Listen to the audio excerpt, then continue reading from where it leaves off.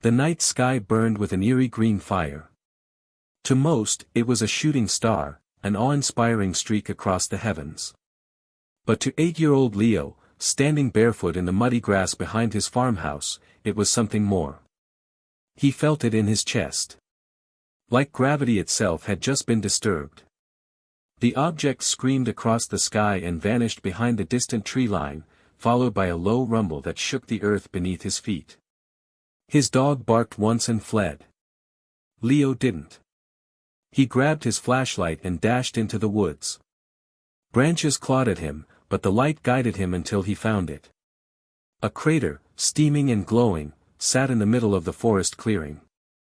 And at its center, half buried in soil and ruin, was something massive, something not from Earth. The ship groaned like a wounded beast.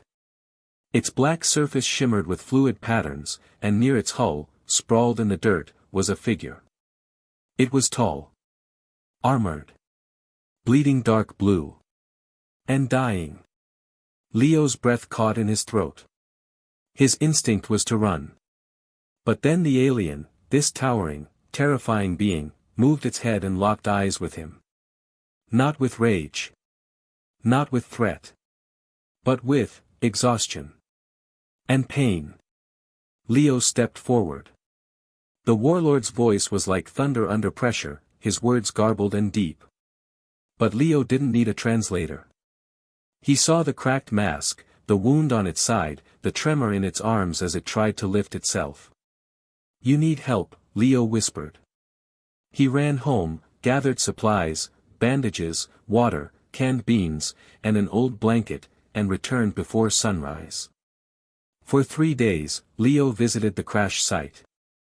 He cleaned the wounds, brought food, and watched in fascination as the warlord's armor began to mend itself, particle by particle. The alien never spoke words Leo could understand, but slowly, gestures and expressions bridged the gap. When Leo pointed to himself and said, "Leo," the alien thumped his chest and said, "Kravax." On the 4th night, Kravax stood. Leo gasped as the warlord's full height was revealed, nearly 8 feet tall, shoulders broad like ancient statues, eyes glowing faintly green. His wounds had closed, and the broken tech on his body began reactivating, humming with suppressed power. Then came the ships.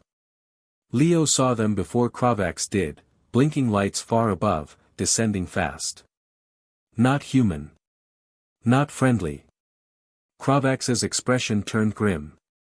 He lifted his hand and opened a hologram midair. Leo couldn't read the alien script, but he saw the red icons, hunters. Kravax spoke, slower this time, almost deliberately forming words Leo could grasp. "They come, for me." Leo's heart pounded. "What do they want?" Kravax looked down. "Kill. Conquer. Always. Even me." The warlord, once a tyrant across galaxies, had rebelled against his empire. He refused to burn another world. For that, he was hunted. Betrayed. Shot down. Leo didn't hesitate. "My barn," he said. "Hide there." Under cover of night, they moved. Leo stashed Kravax beneath tarps and hay bales. His father was away on long-haul trucking runs, and his mother wasn't in the picture. No one came out to this old farm except delivery vans once a week. But the aliens were relentless. The hunter drones arrived first. Sleek, silent things. They hovered across the fields, scanning with beams of flickering light. Kravax stayed hidden, motionless, trusting the child more than he ever thought possible. Then the commander came. A towering insectoid being, flanked by armored guards. He stomped across the field, sniffing the air, dragging claws across the barn door. Leo stood in front of it. The alien leaned down. "Where is he?" Leo just shrugged. "You lookin' for a cow or something?" The commander narrowed his gaze. "You protect a traitor.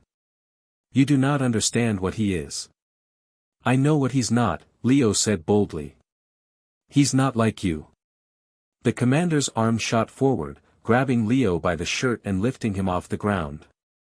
Weak things do not get to defy us. That's when the barn door exploded. Kravax roared, a sound that shattered the air. His armor gleamed, his weapons emerged from hidden compartments, and he struck like a god of war. Energy blasts lit the field. The guards were tossed like dolls. Kravax fought not with hatred, but with purpose. He shielded Leo. He didn't kill unless forced. When the dust settled, only the commander remained, crawling, defeated. Kravax stood over him, raising his weapon, and then slowly lowering it. No more death, he growled. He looked to Leo. Leo stepped forward. You don't have to run anymore. Kravax turned to his crashed ship. His fingers danced across its rebuilt interface. A new signal pulsed into the stars. Not a call for war. A call for peace. 3 days later, the government showed up. Jets screamed overhead. Black SUVs blocked the roads. But by then, Kravax was gone, vanished into the stars, the ship repaired with earth metals and a little boy's courage. But he left something behind. In Leo's backyard, buried beneath the old oak tree, was a strange black box. And inside it, instructions. One day, Kravax would return. And when he did, he'd want to see how his first friend was doing.